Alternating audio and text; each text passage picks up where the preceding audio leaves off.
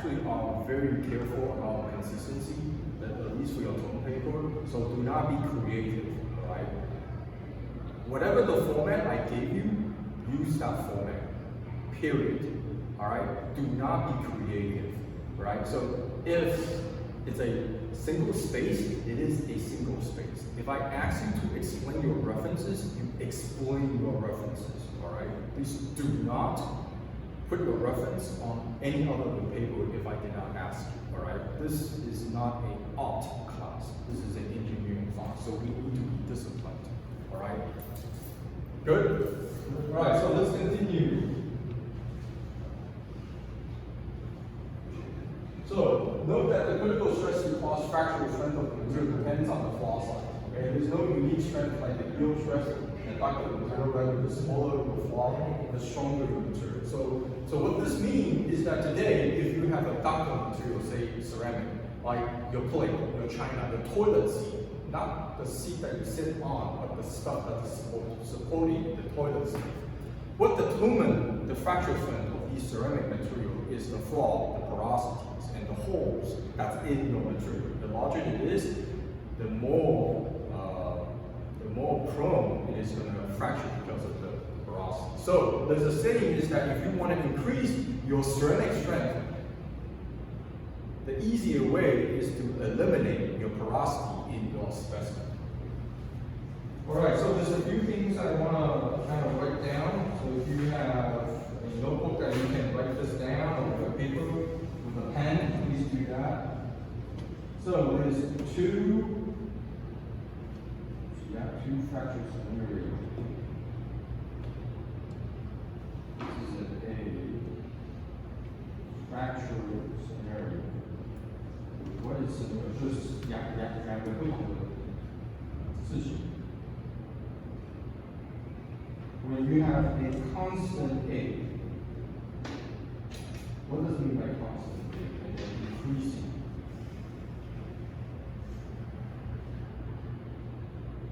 Sigma time. Okay? And then second scenario is that you have a constant stress.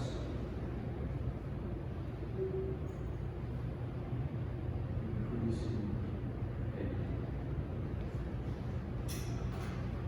Okay?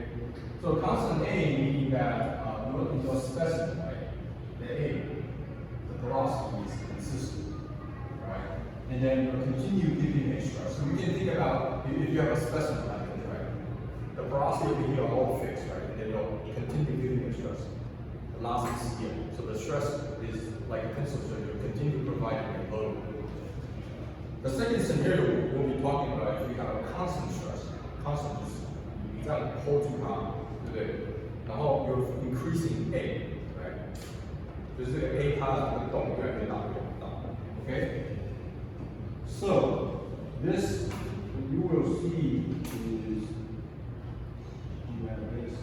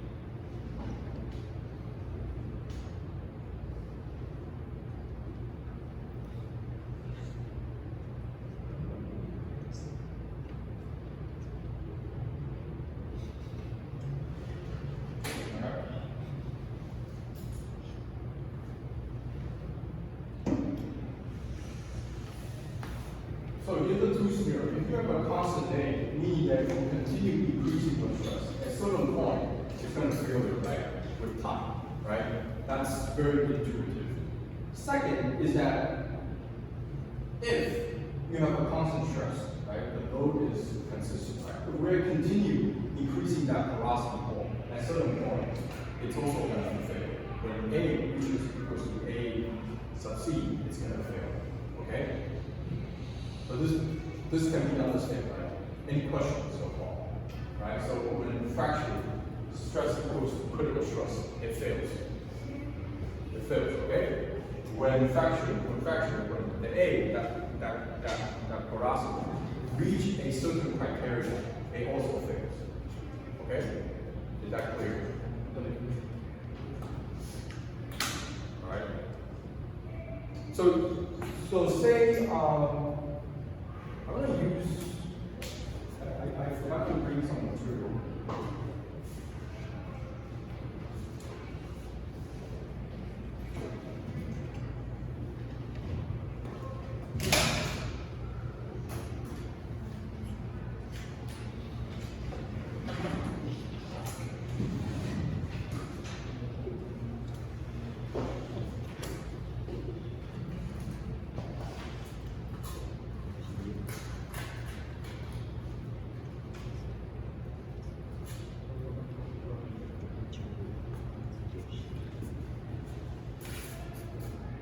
So imagine that what I'm holding right now is a plastic bag, right? Plastic 塑胶. Everybody can imagine that if a plastic bag, if I start doing pulling, it will extend very long, right? Now, what happens is if I already open a notch, right?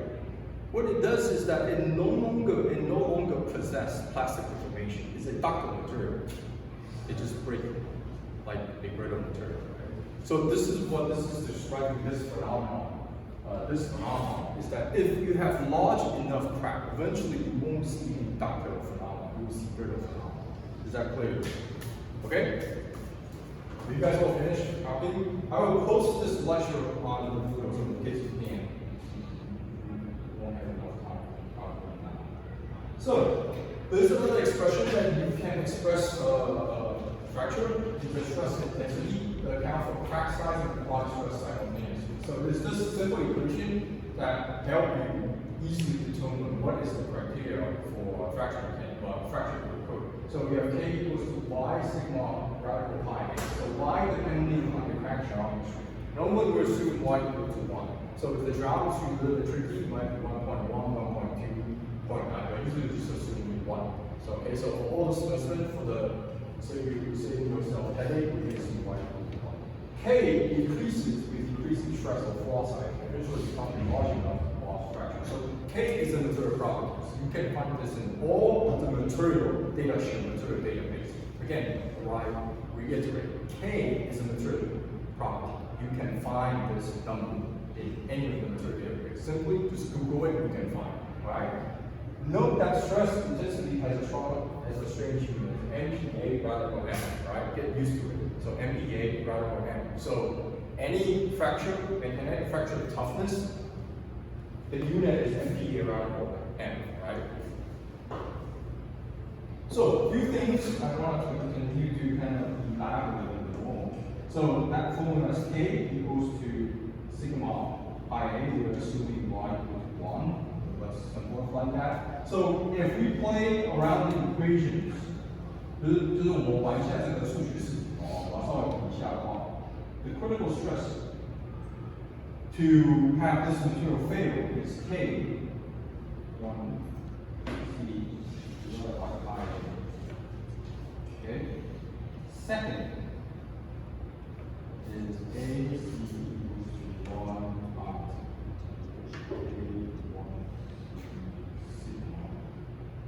So let me go ahead and give you an example. So example, let's use aluminum sine quater K1C equals to 4NJ radical M. So M means meter, only meter, okay? And you have a specimen, supposed to print a specimen like this, okay? Or you have a rectangular specimen, right?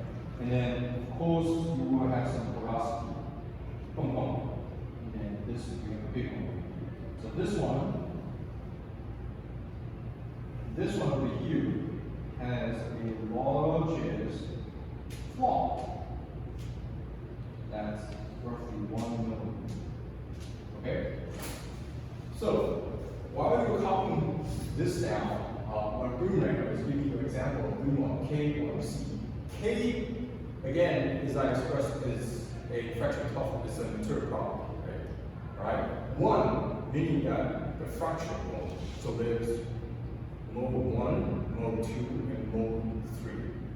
So if you're not familiar with the material, that's fine, but keep, bear this in mind. When you say K, there always is a number line. So you can express K as 1C or K like the Roman numeral like this. Or you can do K 1C like I, right? So that's mode 1 field. So for MBA, radical elements, you can find it. So these are the equations.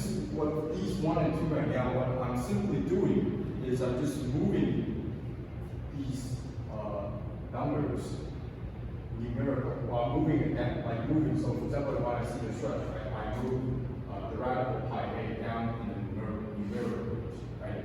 And if I want to calculate A, see this A being the flaw size, right? The crack, right? The critical crack size, right? And I move all these into like this picture. Okay, clear? 这很清楚哦，对，我没有办法。Okay? So just these ones are just moving around. So you only have to remember this one, the first one. Okay, so now I want to know, so according to the information on the right hand side, I want to know what is the critical stress for failing or fracture this specimen. Using this equation, I'm actually able to calculate. So critical stress equals to A1C, as I just mentioned above, equals to 4NPA divided by, and I'm just putting the numbers down. So this is 1 times 10 to the power of minus 3. Okay, so millimeter transfer into meter, right? So that's 10 power of minus 3, right? So if you go ahead and use your calculator and calculate, you get how much? You get 71 NPA. Okay? Okay? So what does this information tell you? What does this information tell you? 这个资讯现在要告诉我们的事情，就是说你今天有一个材料，你今天看工学显微镜或是显微镜，然后你maybe 找到一个很大的洞，然后这个洞是1公米的，你带入这个 equation 里面。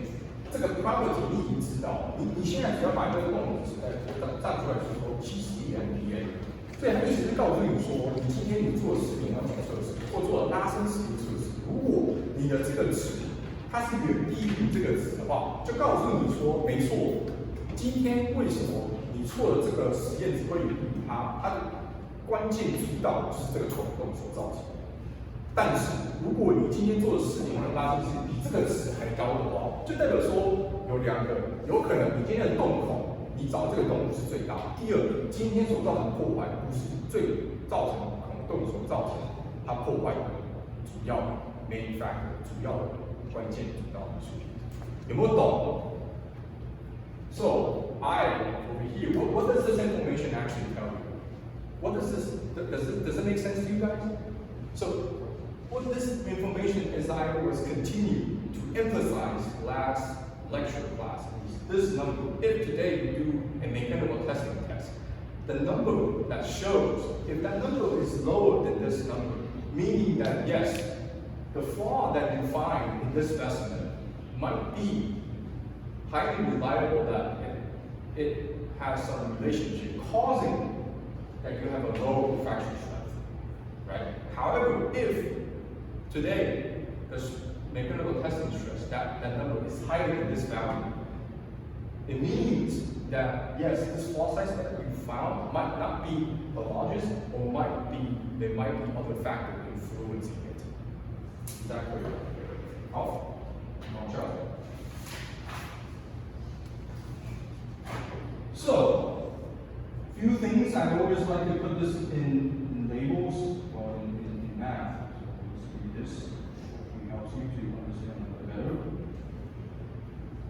So supposedly I want to have stress on the y-axis. The x-axis is A, that's the flaw size, right?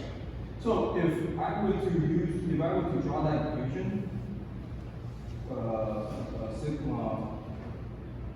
sigma sub c equals to k1 c divided by pi a. If I were to draw this equation on this xyz axis, it will look like this. Okay, exponential increase. Okay, that's this line here. All right. So I'm also able to draw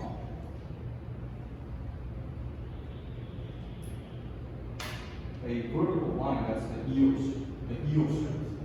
Okay? So, interesting enough is that this crossing point over here, what you are about to see is on the left-hand side, this is yielding. So, yield. On the right-hand side, you see is rupture and fracture. So that's a relative rupture.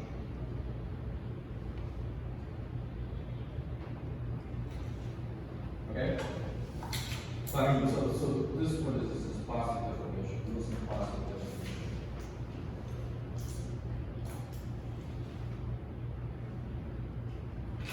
Okay? And on the right hand side, brittle.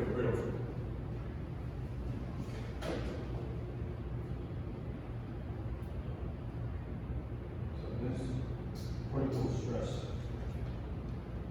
at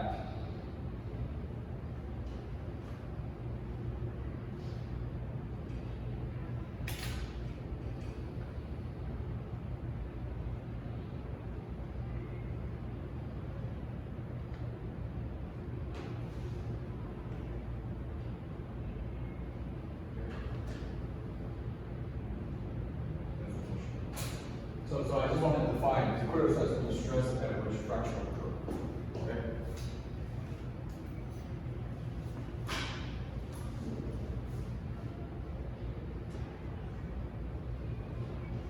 Right?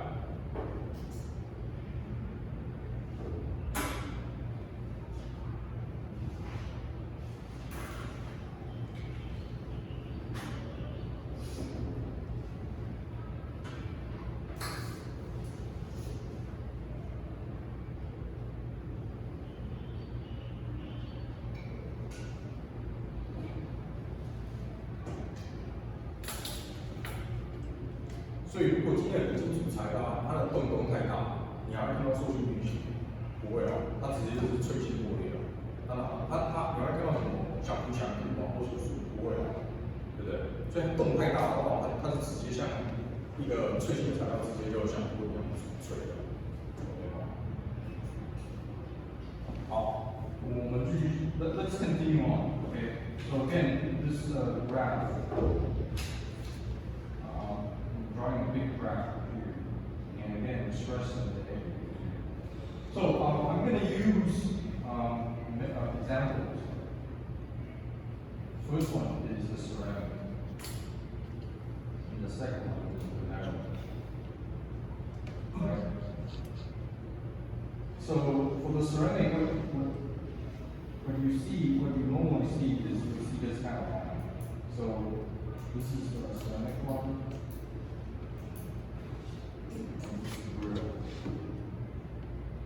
And then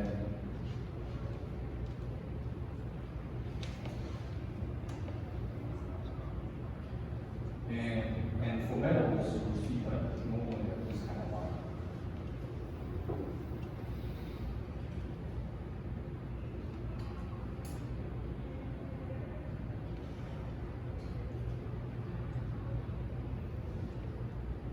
Okay. So what does this graph show is that for ceramic, which is black white, at any conditions, you will never see a yield happen in a ceramic because regardless of the A, what is the dimension, you will always have a brittle failure, right? It's a critical stress, you will have a brittle failure. Now, a metal, on the other hand, is a little bit different.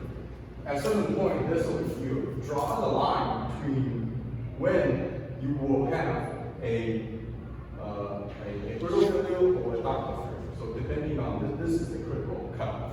Okay, but that's important.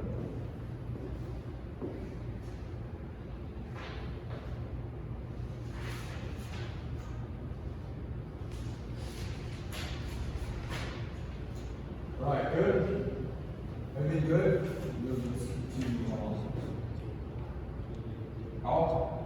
So, next one, the property describing the resistance to crack propagation is called fracture toughness. So this is important, fracture toughness. Fracture toughness 中文怎么讲？断裂韧性、破裂韧性、是断裂之间，是断裂还是破坏？破裂韧性。破裂韧性。That's so. It's very frustrating because when I was back in undergrad, I really, I never know this material well. But anyway, so also known as fracture toughness, also known as stress intensity. So this is important. Stress intensity. It gives the symbol K1C. So as I kind of say, you can say K1C. So 因为我往往是写一个 the Roman way 1, 2, 3, or you can say K1C like that. Okay, so this is mode 1 theory, right? So meaning that you can also see this kind of thing, mode 2, mode 3, and you can also write mode 3. Okay, so this means it's a mode 1 theory. And I'm not going to talk about what's mode 1 theory, but I just want to say this difference. So structural code when K equals to K1C, much like the two exhibit classic delineation when stress equals to yield stress, right? Okay, so I think it is important to have some idea about K1C. So typical K1C values, steel you have 100 MPa rather than M, aluminum alloy you have 25 to 45, and glass you have 170 MPa rather than M. So the higher K1C, meaning that it's less likely to have a fracture failure, right? It's less to see that. Okay, does that make sense? Okay, so glass has a very low value. Okay, so review again. This is K1C plus. You can plot all these kind of graphs. Okay, subcritical crack phase reduces. Okay, anyway, let's continue. So. Few things is size, effect, in brittle materials. Right? So, what does it mean, size effect? For example, today you have a specimen, okay? Again, a rectangular specimen. And let's do this. Oh, we have.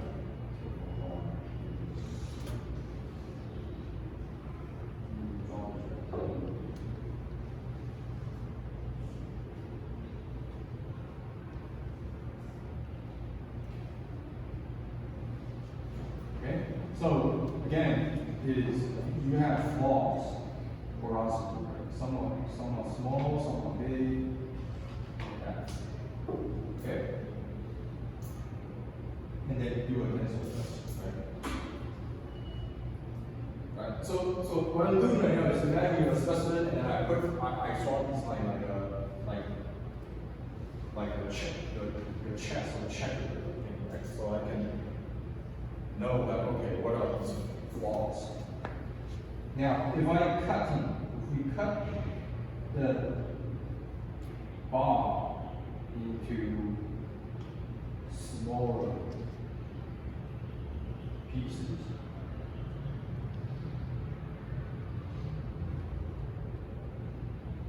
it will increases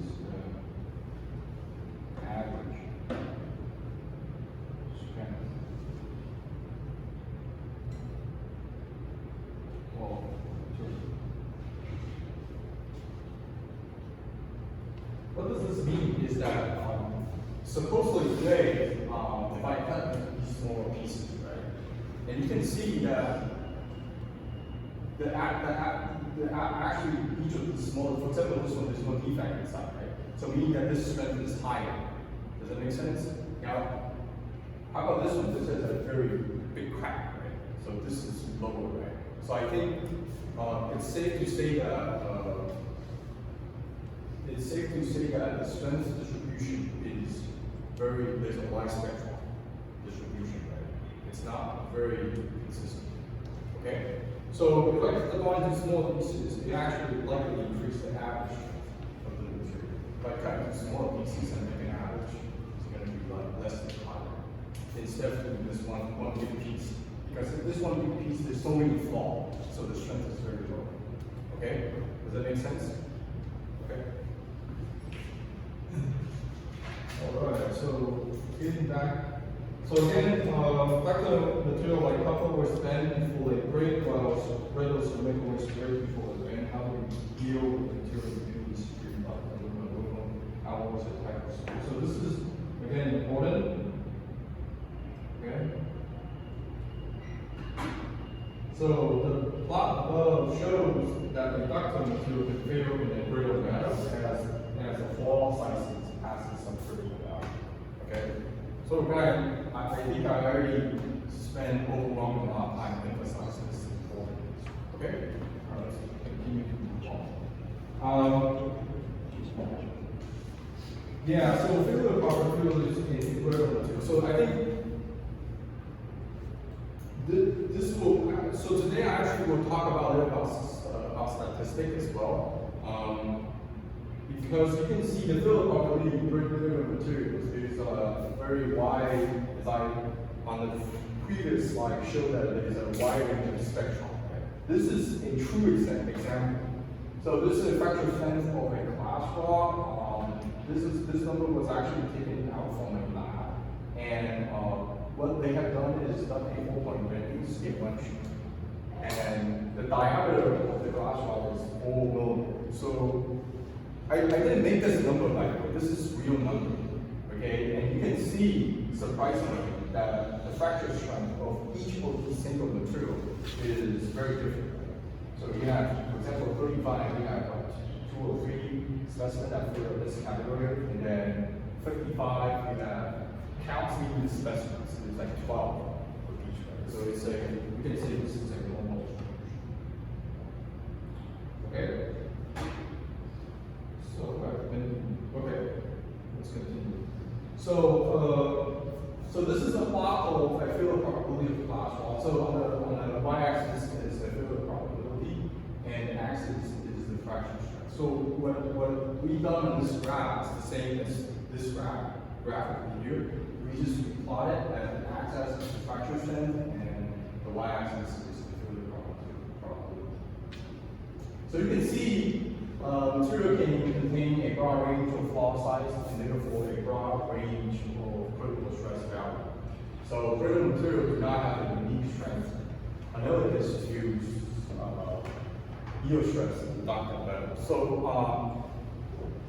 the reason why I want to talk about this is that normally when you do metal, like on mechanical testing, it is fine if you get 10 specimens and then you average and give a standard deviation. That's totally fine. You have an average, 10 specimens, average, totally justified. Now, in ceramic material, if you do that, it's likely kind of biased because you can see this value over here. It's very scattered. So if you do a standard deviation, what you get likely is a 50 MPa, right? And it is fine again, but somewhat kind of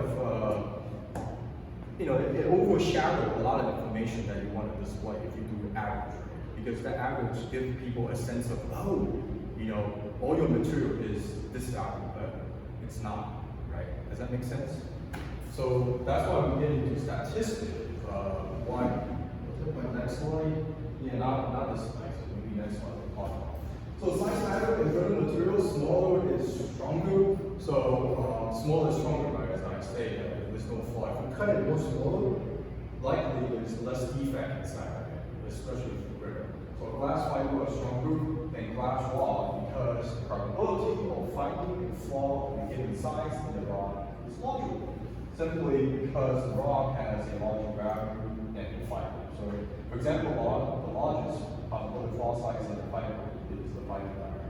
So I think for those that do ceramic materials, the specimen that you made, when you reported the strength, it's unlikely that if you today fabricate a bigger specimen or bigger parts that's supposedly to be installed on sort of equipment, that strength is likely to be very different from the specimen that you made in your lab.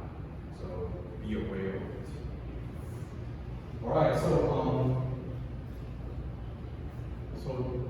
so with all this kind of disadvantages or cons that I have said, I have kind of say it's not really like ceramic is useless, by the way. Okay, there's still something we can use as an advantage of using ceramic material. So I'm not trying to say ceramic is useless. It's not like that. It's just once we know what's the weakness of a material, then it's better for us to how to use it as our advantage. Okay, so this is a great example for roads.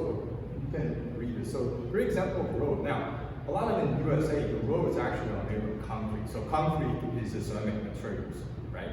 And what happens is that these, when we deal with that, when we use ceramic on roads, it's actually quite useful in a way that because in the road, there's constant car passing by, right? So we're actually trying to close the porosity better because it's a compression.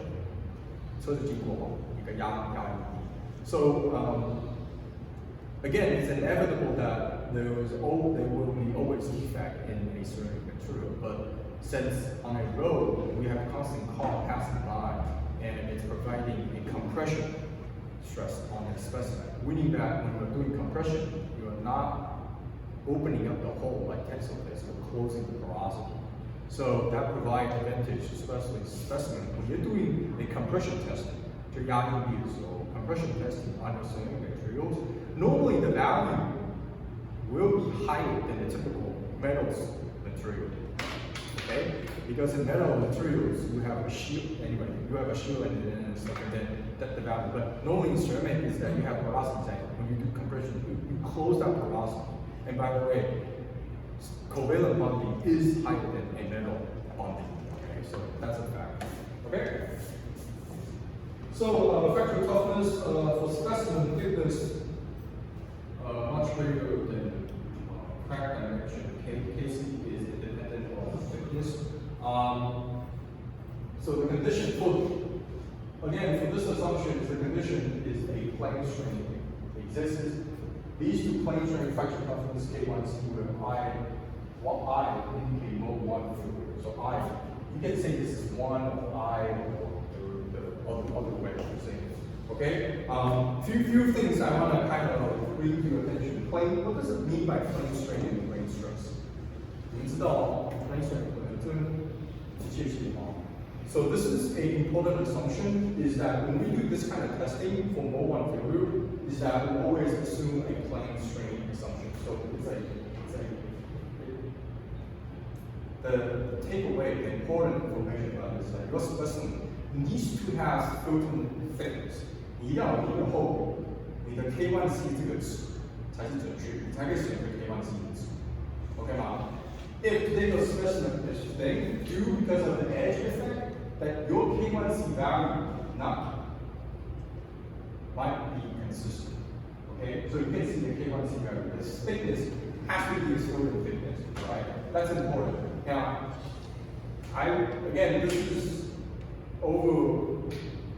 over the content of today's lecture content, but again, if you want to use the equation I provide, like using K1C, that equation I requires equals to gravity applied, etc. So you need to bear in mind that your specimens needs to have a filtering thickness. If it's too thin, likely it is not a plane strain assumption, all right, plane strain. So all of these assumptions is assuming it's a plane strain. If not, then you will have the K1C will fluctuate. All right? Yeah, so this you understand, right? Dr. Materials, all right? Any questions so far?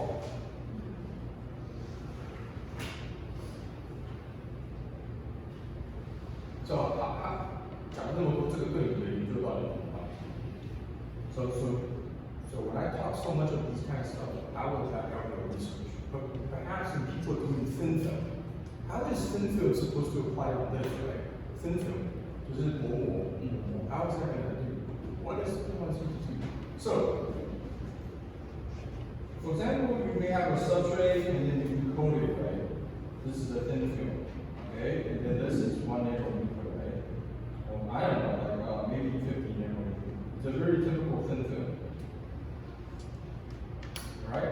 So, if you today are able to have this specimen do a tensile test, and just put this on a mechanical testing machine, right? Tensile test. What happened, you will see is that you have a crack like that, right? A crack. There's a film. It was called a crack. Right? So, if you turn this around, it will look like this, right? It will look like this. I'm just turning this around. Counterclockwise. So it's counterclockwise. Right? So if you look this, isn't this a mode 1 field? So this is a mode 1 field.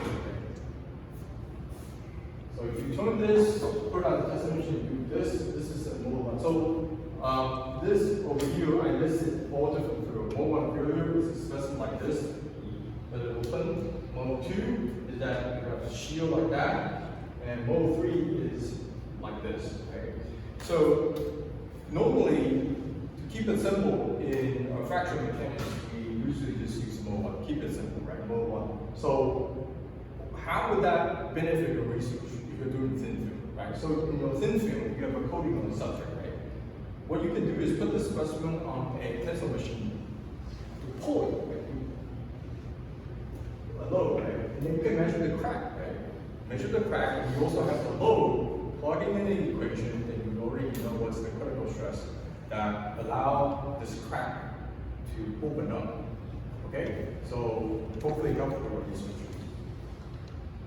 Alright, so fracture toughness ranges. So again, this is important to kind of recognize. So metals is always the highest, right?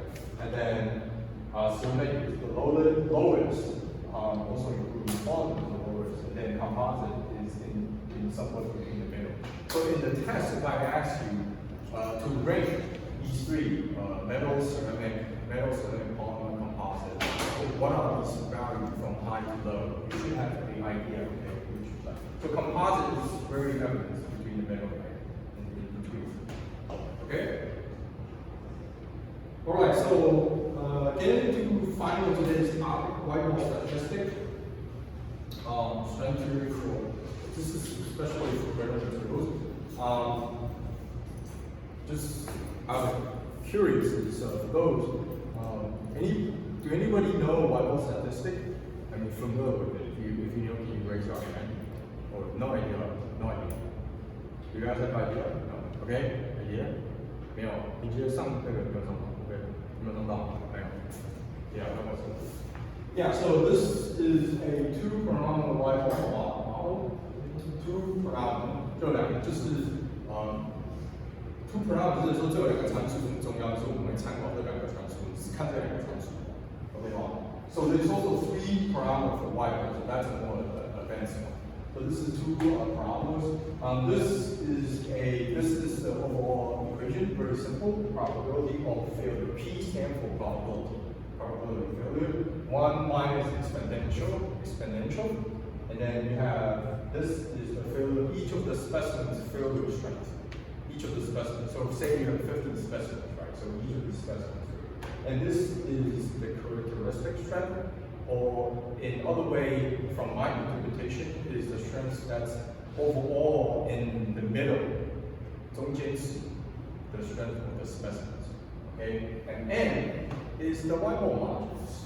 Okay? The whiteboard modulus. Modulus is 韦伯的，中文叫魔术吗？魔术吗？ Okay, whiteboard modulus.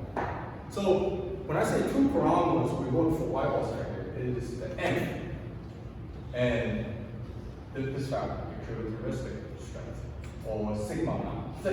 This 2 value is very important. We look at these two values, right? So you can say, you can also refer that as average and standard deviation. 平均跟标准差.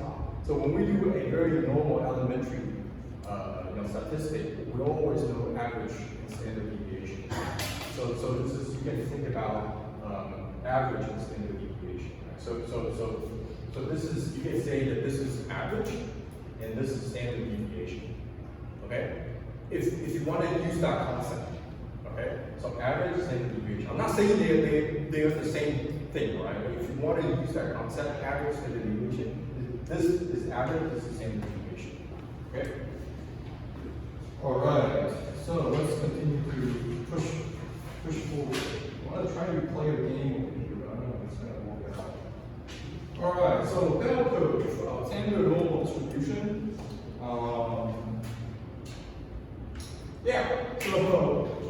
you have an accumulated, right? So if you start adding up, eventually you get 100, right? And then, like each of these sections, for example, this is 0 standard deviation, plus 1 is, if you know the standard deviation, plus 1, plus 2, plus 3 standard, plus 4. Okay? Z-scores, we won't get into assessment about Z-score, but again, very useful stuff. Over here is each of these sections, what does it count? So in this section over here, it costs you, well, that doesn't go, it's accumulated in this region, 19.1, right? So if you add all these numbers, 1.7, 4.1, 9.2, it's 50, right? All right, so this is cumulative, we can look at that. So I have a question for you guys, and then we can take a short break over here. Is question, class, this is for you, and we're gonna do a game afterwards. Class average is 60. And standard deviation is 10, I just gave you. Professor now he will fail 2% of the student in the class. You got 40. Will you fail this class? Right, think about it, and then let's have a break.